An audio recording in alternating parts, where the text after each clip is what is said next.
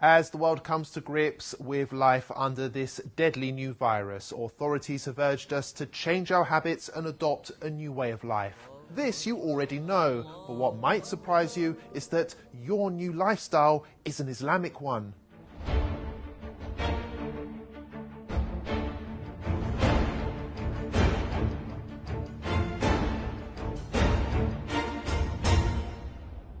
All Muslims believe that the Quran is both a holy text and a guide on how to live a healthy and productive life. Nearly all of Muslims' daily activities, whether that be praying, fasting, or the clothes they wear, have been recommended in the Quran or by the Holy Prophet Muhammad. And for years, many of these practices have been ridiculed by non-Muslims who accuse them of being backwards, weird, or straight up offensive. But now, whether you like it or not, we all have to behave like a Muslim. For starters, pubs, clubs and casinos have all been closed.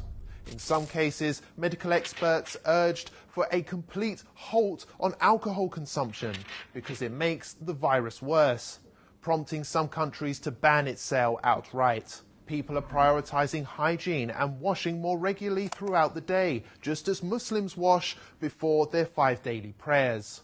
It's even become socially acceptable not to shake hands, a typical Muslim practice between men and women, which was often branded insulting in Western culture. Elsewhere, people are now beginning to cover their hands, hair and face in order to protect oneself in public, including those who at one time or another used to insult Muslim women for choosing to do the same thing. If there wasn't you can use a scarf. A scarf is, everybody, a lot of people have scarves, and you can use a scarf. Scarf would be very good. And my feeling is if people want to do it, there's certainly no harm to it. I would say do it, but use a scarf if you want. Even Islamophobic governments, which blanket banned the Muslim burqa, can now be seen adopting masks, which makes them look more Muslim than ever before. European countries like Austria have gone as far as to make face covering compulsory by law. And the face veil, covering, has turned out to be so beneficial that London aims to make it compulsory for all in shops and on public transport going forward.